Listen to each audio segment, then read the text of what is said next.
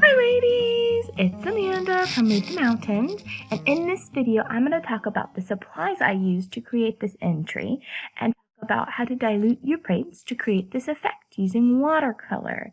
Now I used my Pelican paints that I use for almost every single entry. I sell this set on my website and I use this over and over again. And then to letter here, I used a micron pen size 3, which again, I use it over and over. I like to use the same tools again and again. And you can also pick up a set of these on my website at movethemountains.com. Now I highlighted a little bit with this gold Uniball pen, and it's really fun, but it can be really messy. So I have to be very careful and let it dry. But you can get these at Michael's and a lot of craft stores, but a gold Uniball pen. And so I want to talk to you, the brush, my brush, what I used is just, a really inexpensive brush, like called Prime brush or something, and I think it was size 6, maybe. So you don't need a fancy brush.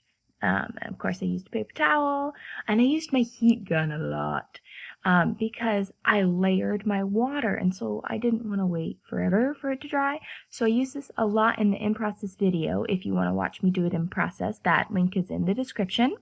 But I used it a lot, and I got this one at a garage sale. But you can get them at Michael's or paper stores, probably Hobby Lobby. But I use this tool again and again in the video. So if you want to create this exact thing in your own Bible, a heat gun would be very helpful. Now, this page is unprepped, which is usually what I did. And I basically, that's the same here. Page is unprepped, and I used all the same tools except for I used like a white instead of a gold on that last one. But this is all about diluting, and you're going to do this in layers. And so I basically just used one color this entire time. I used a little bit of coffee on accident. That actually happened. There was some coffee that I accidentally put in my coffee cup. And so that's like, it's a green coffee color. But it dries just fine. But what I did was I started with barely any water. Sorry, let me say that again. Barely any paint and lots of water.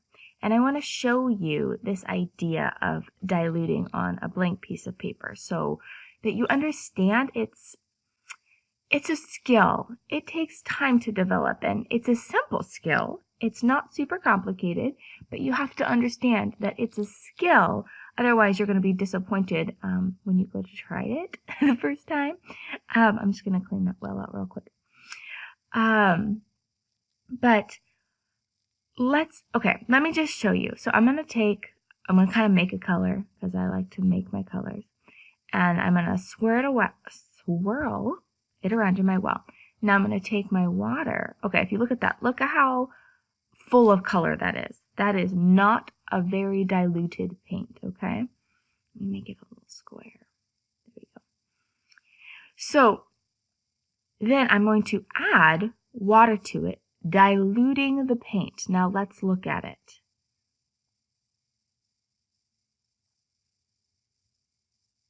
All right. So now you can see that it's a little bit less thick, as in with the color of the paint. It's the same color, it just has more water added to it. And that's basically the trick of dilution. You take the same color and you either add more water or you add more paint for the diluted mountain effect that I used in both those entries. So you see, I added some more water and it's a little bit more diluted compared to the first one. And also I'm doing this is on copy paper. It's not watercolor paper, so it's not fancy or anything. You add a little bit more water, and there's a point you'll learn with your paints, like, oh, well, that looks just a little tiny bit lighter. Let's add a little bit more water at a time. But you can see from the right square all the way to the left square, it's becoming less and less, I don't even know the technical word, but there's just less paint. And so it's less of a thick color. And so that's all you're doing with dilution. But when you do it in the Bible, as you'll see if you watched the in process video, is that I do it backwards. I start with very, very little tiny bit of paint and lots of water, and then I add more paint so that it goes the opposite gradient, right? So now let me add more water, and so you can just see this dilution effect, right? So it's something that you can kind of practice this in your own Bible, or on a sheet of paper like that, like I'm doing here. But it's something that you kind of want to practice before you try to do it, and you want to get familiar with your paints. I would suggest just using the same paints over and over again until you're comfortable with them. But where was I going with that? But diluting is a skill, and you're going to want to practice a little bit before you try it, but it's a super easy skill. I mean, look at that. You can tell I started with super, super light water, and then I just added more paint. And they're like bumps. You know, it's just like bumps. It's not anything fancy. Like the hand lettering took a little bit of skill, but the painting did not. So just practice this dilution and understand how your paints work, and it'll be a breeze. It'll be really easy. Let's see here. If you want to watch me again create this, look for the link in the description below for the in process. And then I also do this section of scripture is Philippians 4, and I do a Bible study on it with you, and I have a free printable download. And so that is also in the link in the description. And if you enjoyed this video, please follow me and give this video a thumbs up, and share your comments and thoughts below in the comments. I'd love to hear from you guys if you have any further questions. But you just, if you look at this entry is super simple dilution. And so it's just a trick you guys have to get the hang of, and you can create fun stuff like this too.